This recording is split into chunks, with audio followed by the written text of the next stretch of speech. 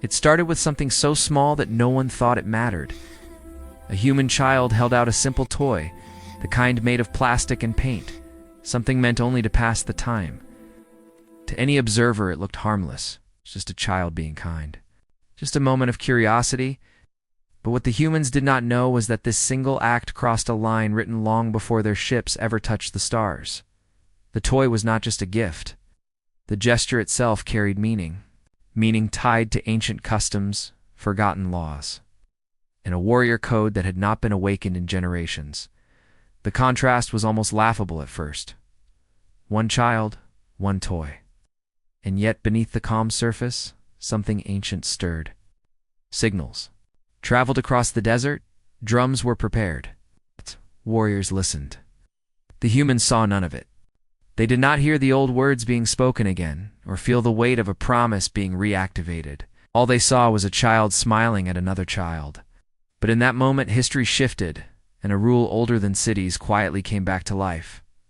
Problem was not the action itself. Problem was that the humans had no idea what they had triggered. They did not know the cost of that kindness, or the response it demanded. And by the time they realized something was wrong, it was already too late to take it back. Because this was first contact, and first contact is never simple. Every word spoken carried risk.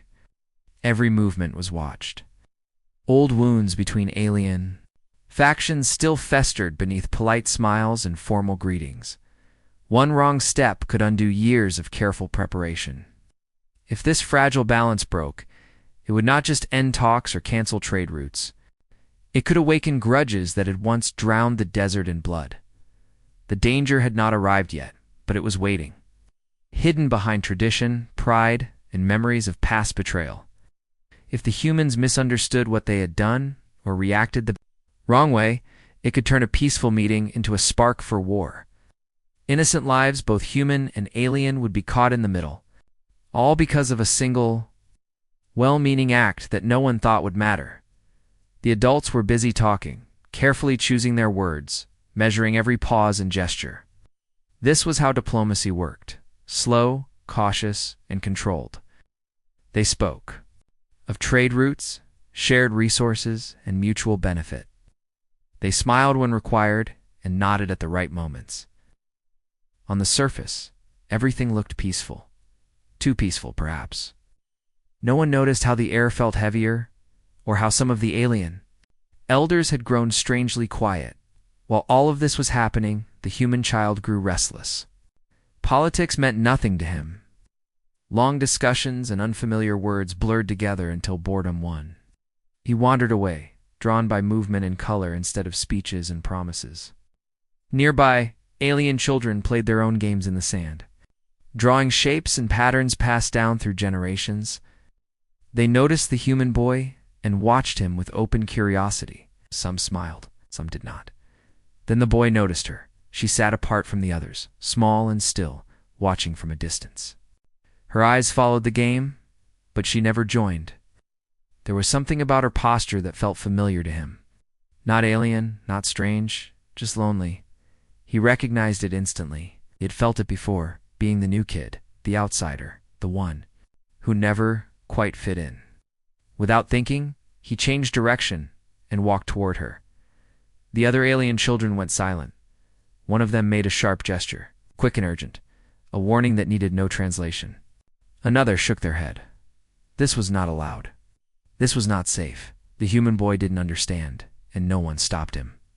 He knelt in front of the girl and spoke softly, introducing himself the way children always do, simply, honestly. She hesitated. Her body tensed, like she expected pain instead of kindness. When he reached into his pocket, she flinched. But what he pulled out was not a weapon. It was a toy. A small model ship, worn at the edges, clearly cherished. He held it out with both hands. "For you," he said. "We can play together." That was the moment the ancient rule fully awakened. She accepted the gift, far away beyond the settlement. Riders were already moving. Messages passed from mouth to mouth, faster than machines. By nightfall, the story had spread across the desert. Human child had shown honor to the one who was denied it. A human child had offered what was precious: without demand or fear. Among the northern tribes, this was not a small thing. This was a declaration by dawn. The humans understood that something had gone very wrong. The ground trembled faintly as disciplined lines of warriors appeared on the horizon. Hundreds of them, silent, armed, advancing with purpose. Panic rippled through the settlement, but still no attack came. The warriors stopped at the boundary, perfectly ordered, banners raised. They had not come for war. They had come to answer a call. The elders lowered their heads. The air filled with tension so thick it was hard to breathe. Then the chief stepped forward and spoke words that froze everyone in place.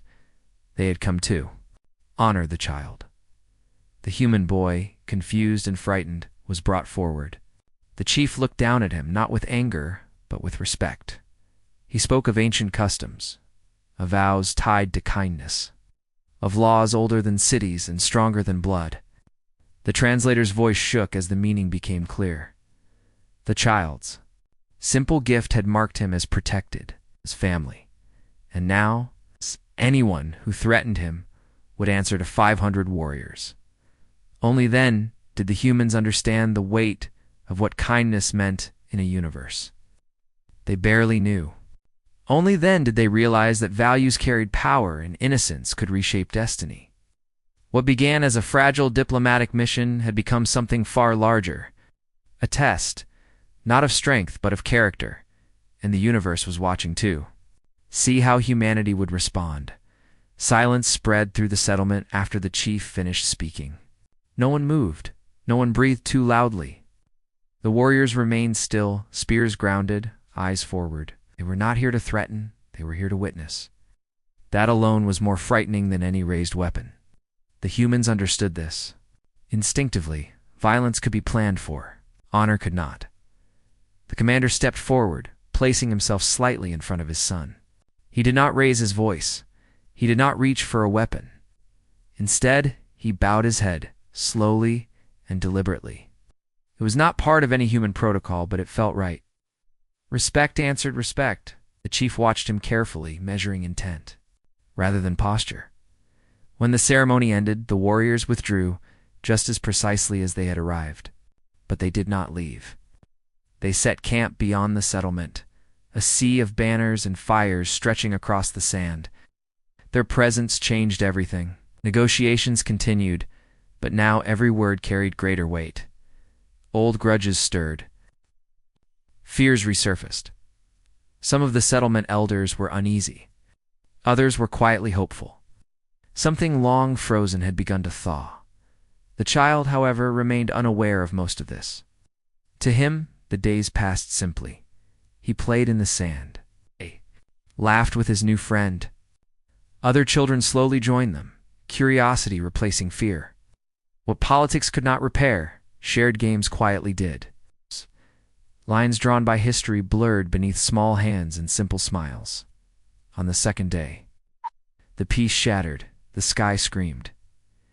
Dark shape tore through the clouds, sharp and unnatural, hovering above the settlement like a blade.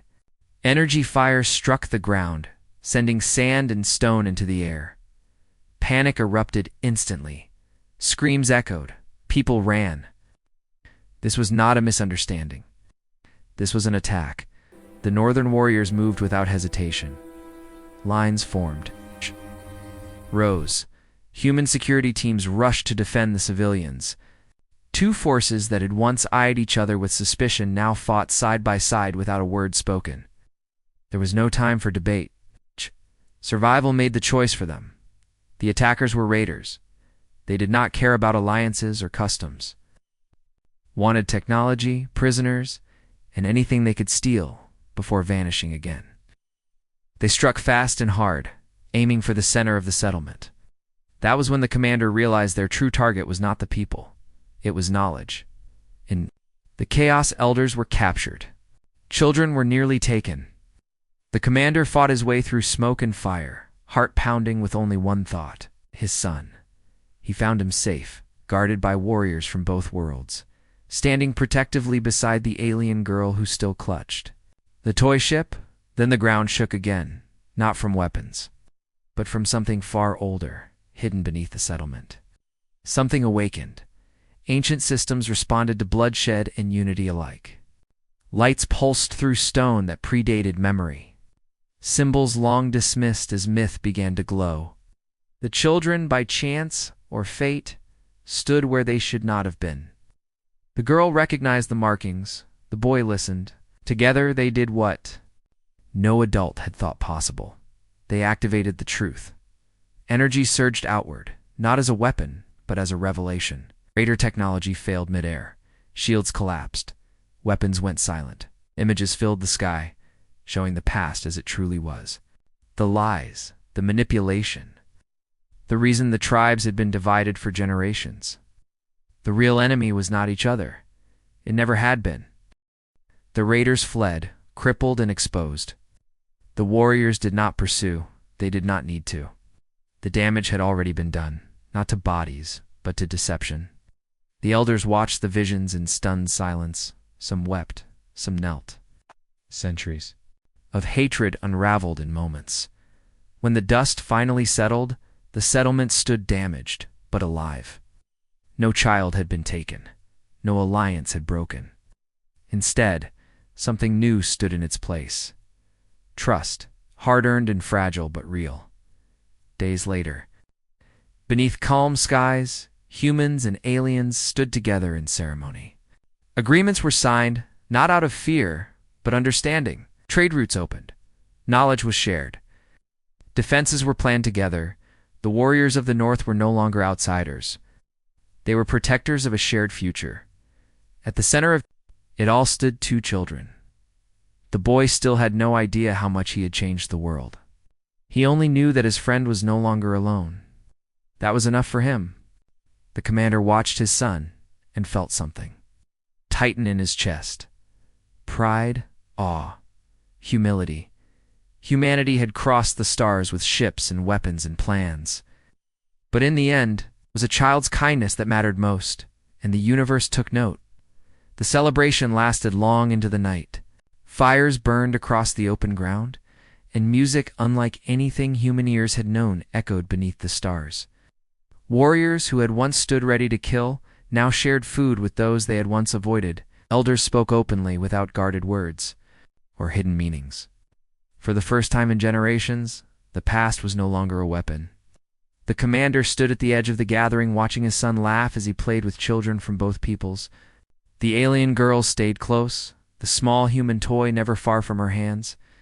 It was worn now, scratched and dusty, but she treated it like something sacred. Not because of what it was made of, but because of what it represented. Someone had seen her. Someone had chosen her. An alien warrior approached the commander, one of the northern leaders. His voice was calm, his posture respectful. He spoke of bonds, of debts paid, not with blood, but with honor. He said the child would always be welcome among their people, that the humans had shown a strength they did not fully understand yet. Compassion, given freely, was rarer than any weapon. Later, as the moons climbed higher, the commander felt a quiet certainty settle over him. This mission had not gone as planned. Humanity would not be remembered here as conquerors or even negotiators. They would be remembered as the ones who did not turn away. When the time came to leave, the child hesitated. Saying goodbye was hard. Promises were made, small and sincere, the kind only children can make without hesitation. The alien girl pressed the toy back into his hands for a moment, then gently pushed it back toward herself, smiling. Some things were meant to stay. As the human ship lifted into the sky, the commander looked down at the settlement, at the warriors standing guard beside. Farmers and elders, at a world no longer divided by old lies. He understood then that humanity's place among the stars would not be decided by strength alone. It would be decided by moments like this. A small hand offering a gift, simple choice to be kind. In a universe that answered. Asterisk long after the ship vanished into the clouds, the story remained. Among the northern tribes, it was told as a reminder. Strength meant nothing without honor. Among the settlement elders, it became a lesson passed to the young. Laws could be written, but compassion had to be lived. And among humans, the report would one day be archived as a diplomatic success. Though no official document would ever fully explain why it worked, only a few understood the truth. They understood that humanity's greatest advantage was never technology, or strategy, or numbers. It was the instinct to reach out instead of turning away, to offer something precious without demanding anything in return, to treat the unknown not as a threat, but as a person. Other worlds would test humanity in the years to come. Some would answer kindness with suspicion, others with violence. But a few would remember this moment. The day a child changed the course of history without meaning to. The day ancient warriors rose not to destroy, but to protect. And somewhere in the vast silence between stars, something ancient and watchful took note. The humans were different. Not because they were the strongest, not because they were the smartest, but because, when it mattered most, they chose to be kind. The universe did not forget what happened on that desert world. Months passed after the humans left. But peace did not make the stars quieter. It made them attentive. Trade routes reopened, and messages traveled faster. Stories spread from port to port, told by pilots and merchants who loved a good tale. A human child, a simple gift. 500 warriors who answered kindness instead of blood. Some laughed at the story. Others listened more carefully. Those who listened were the dangerous ones, far beyond the borders of the reunited tribes. In regions where law had never truly existed, the collectors were not finished. They had lost a fortress, a ship, and a leader. But they had gained something far more valuable: knowledge. Data pulled from the battle. Human behavior patterns. Emotional responses. Troubling conclusion they did not like. Humans were unpredictable. They did not act the way rational species were supposed to act. They protected the weak. They bonded across species lines. They fought fiercely, but not for territory or dominance. They fought for people, for children, for strangers. That made them a problem. So the collectors adapted back on Earth. Commander Clark received a message marked Priority Red, not from the alien world, but from Human Intelligence Command. The tone was careful, but the meaning was clear. Similar, raider activity had been detected near 3 other frontier systems, different species, same pattern: kidnappings, archive thefts, testing defenses. Someone was probing humanity's response. Clark closed the file slowly and looked across the room at his son. Jaime was older now, taller, still carried that same quiet awareness in his eyes. Still asked questions that adults avoided. Still believed, stubbornly, that being kind mattered. "Dad?" Jaime asked, not looking up from his homework. "Are bad people born bad? Or do they learn it?" Clark didn't answer right away. On the alien world, the reunited tribes were facing their own challenges. Old wounds healed slowly. Trust took work, but they were stronger together, and they knew it. Patrols now included warriors from both sides. Children learned shared history, not divided myths. And at the center of it all, the girl who once sat alone now walked with confidence. She still kept the toy. One night, the ancient systems beneath the planet stirred again. Not in warning, in recognition. Signals echoed outward, touching distant. Sensors, ancient and modern alike. Something was coming. Something bigger than raiders. The shield had shown the truth once. It might need to do so again. Across the stars, lines were being drawn, not between species, but between those who saw others as resources and those who saw them as people. Humanity stood in the middle of that divide, whether they wanted to or not. And once again, the future would not be decided by fleets or firepower alone. It would be decided by who humans chose to protect next. The message arrived quietly, but its meaning was immediate. A small craft, human-made, but carrying a cargo of unknown origin, had been intercepted near the edge of the Epsilon cluster. Crew reported no resistance, yet all data logs vanished the moment the raiders touched the ship. Intelligence analysts debated in circles, trying to figure out whether it was sabotage, coincidence, or something far more deliberate. Clark read the reports, and felt the same tension he had felt months ago. This was not a border skirmish. This was testing. Someone or something was learning about humanity, measuring reactions, and cataloging moral choices.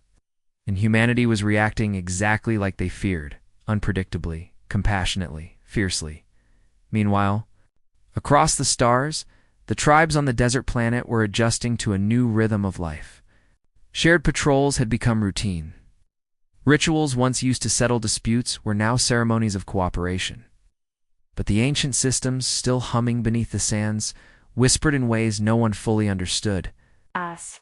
Sometimes it felt like the planet itself remembered every act of courage, every act of kindness, and waited patiently to see which of those deeds would echo next. Back on Earth, Jaime watched his father closely as Clark went over the latest intelligence. "So," Jaime asked, "does that mean the bad people can't hurt us?" Clark paused. He wanted to give the simple answer that children wanted. "Yes, we're safe." But the truth was more complicated. "No," he said finally. "Have to keep paying attention.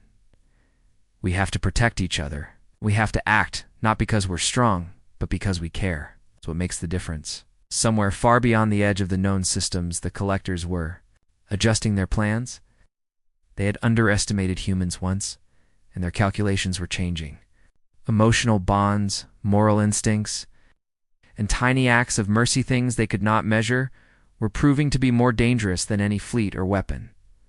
The universe shifted, almost imperceptibly, around the choices of a few humans and the courage of a single child, a ripple that might become a wave, a reminder that sometimes the smallest actions, small enough to be overlooked, could change everything. And for the first time, the collectors paused to wonder, could kindness be stronger than conquest? Because the humans, unknowingly, were about to show them.